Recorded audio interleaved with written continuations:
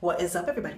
Jay now here with my UFC 211 prediction video happening this Saturday, and the card is super stacked. I'm really excited. Look out for my 15-second prediction videos that will come closer to the event, because I will do more predictions, especially on the prelims. I'm only going to do 6 here. Starting with the main event on the prelims, I'm choosing Eddie Alvarez to beat Dustin Poirier. Eddie Alvarez, stick to your game plan, your strengths, which is your wrestling. Close the distance early, get him down to the ground. I believe you are stronger there. You have your better fundamentals there. Dustin's very scrappy, but I think he gets frustrated on the ground with someone who's going to be fundamentally stronger than him on the ground. Dustin is better on the feet. He has very slick striking, more diversity in his striking. He also has that trash talk, has the ability to disrupt you emotionally and mentally. If he would work on his foot speed, Dustin would be a terror on the feet. Actually, he's got that type of striking, unassuming power.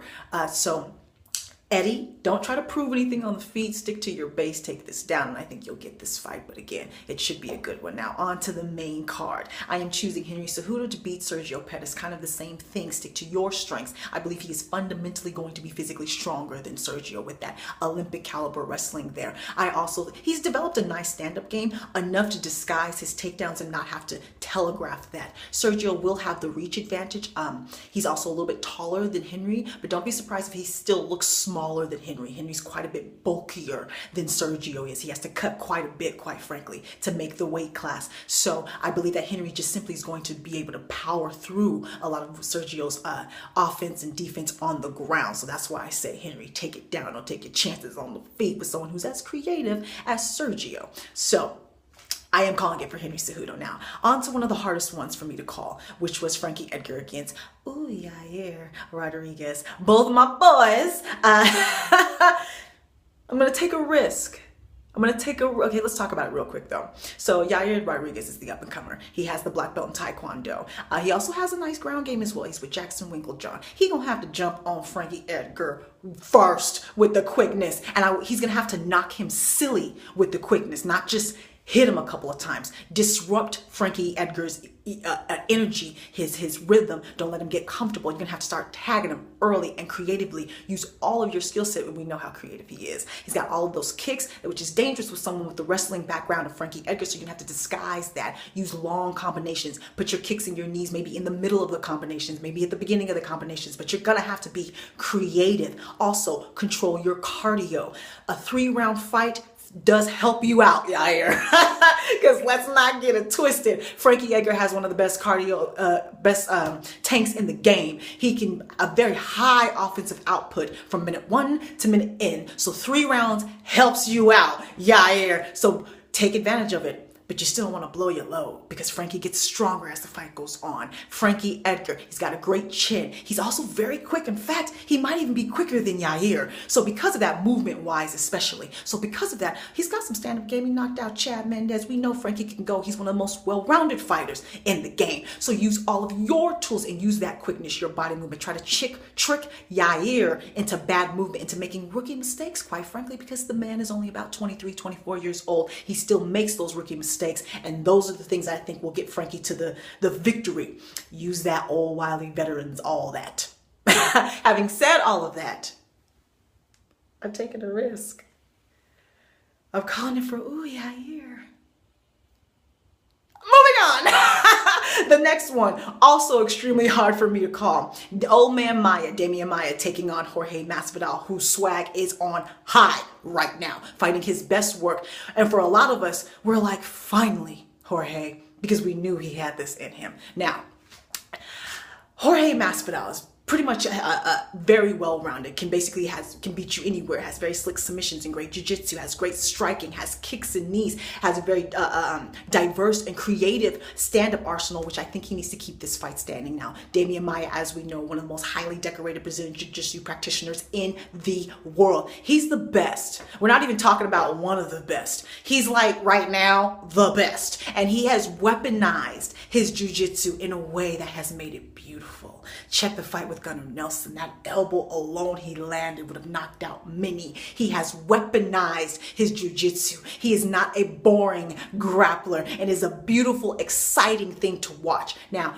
Maia is 39 years old. Jorge is 32. Jorge, I believe, will have an inch reach advantage. One of them only has like an inch reach advantage, so they're very similar in height and weight and all of that and size. Jorge has been talking that trash about submitting the legend, the submission artist. Now, don't put it past Jorge to just be talking that trash. Everything he's done for the last couple of fights has been very strategic. He got the Cerrone. He beat the Cerrone. He asked for 200. He said, I'll bet you 200,000. And if he beats Maia, best believe he'll get a title shot.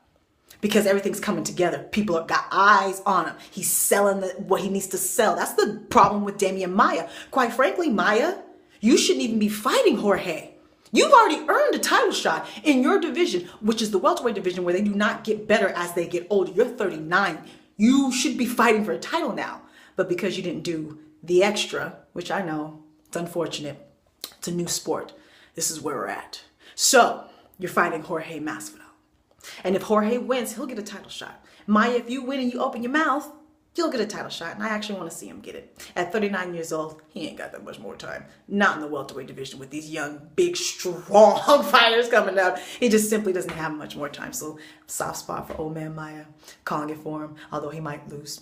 All right, co-main event, the UFC Women's Strawweight Champion Joanna Jedrzejczyk taking on Jessica Andrade. And I think this will be exciting. I think this will be a very exciting women's MMA match, and so I'm really looking forward to it. Might even still fight of the night. Don't get it twisted. Now, 5-round fight, I think favors Joanna and pretty much all her opponents, because she just simply gets better. She gets stronger. She's almost like she gets quicker as the fight goes on. So for me, Jessica, you got 2 rounds. I think you have 2 rounds. I think you have to finish Joanna. Now, everybody's on her punching power, because I do believe she's capable of knocking any of those girls out in that division, but you don't want to bank on that. I think what makes her different is that she also has great wrestling and great jiu-jitsu. I believe she's a blue belt. She has submissions. So she's more well-rounded than what we talk about her as just a big knockout artist. I wouldn't actually call Jessica a knockout artist. So, use your strategic punching power in strategic ways. Use your cardio very wisely, because this is a 5-round fight. I think he got 2 rounds. I think she's going to have to try to bait Joanna into bad movement. Joanna has the reach advantage. Their legs, a leg advantage as well, and you know she'll use both. Joanna fights very long, so she will fight. It'll seem longer than the reach advantage that she actually even has. So Jessica's going to have to find a way to get on the inside just to hit her, just to take her down. So she's gonna have to be patient. I wouldn't be too aggressive too early, because again, this is a 5-round fight. But yeah, you have to make the opening. This is gonna be very difficult for Jessica, again, just because of the reach disadvantage, quite frankly. And you're fighting, Joanna's the best. She's the queen for a reason. And I'm sticking with the champ, Joanna Jedrzejczyk. But hey, everything changes when you get punched in the face real hard. And that's the one, that is the question mark there. If Jessica can put hands on her early. But I am picking JJ. Now, main event, and we have the UFC, the big boys, the heavyweight champion, Stipe Micic, in a rematch against JDS Jr. dos Santos. I actually just rewatched that first fight. I was remembering that it was close, that a lot of people thought Stipe won, and upon rewatching the first fight, it actually, I agree with the decision even more. Actually, I think JDS won the last 3 rounds.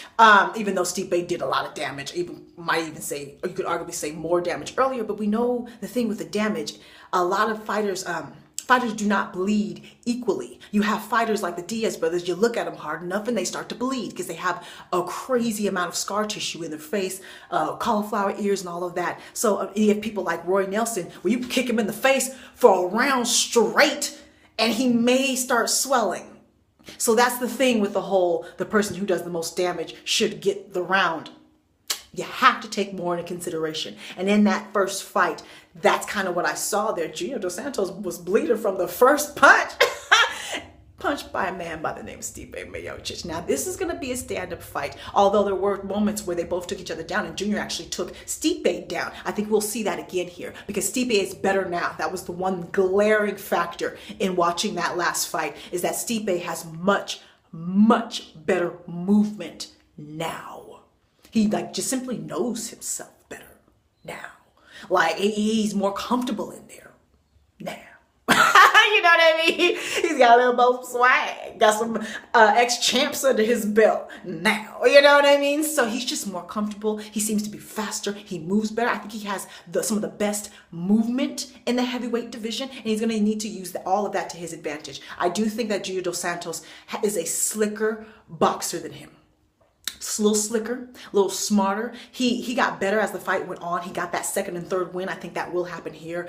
We could see a knockout because Stipe has better movement now. So maybe he baits Junior into bad movement or catches him on an off angle or is able to knock him out moving backwards like he did Fabricio. So we could see this early. These are heavyweights.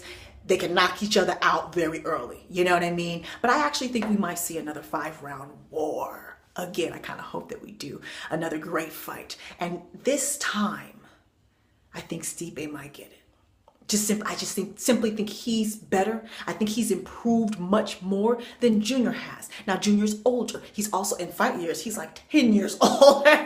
And we know the older fighters need more time off. So it's that delicate balance. Has Junior taken too much time off? Is he in the rust realm? Or is he in that realm where now he's healthy, he's ready to go, he'll look better than he has before? I'm not sure. We know he's changed his training tactics, some partners here. We know he's been bouncing around a bit, doing new things. So Junior could win. This is close. This is gonna be very, very close. I'm gonna call it for Stipe this time. All right, let me know your picks, any injury updates, how excited you are for this super stacked card. Look out for my 15-second predictions, because I will do more predictions than what I've done now. Follow me on Facebook, Twitter, and Instagram, Snapchat now. Talk to me, take care. Oh, subscribe, talk to me, take care, and goodbye.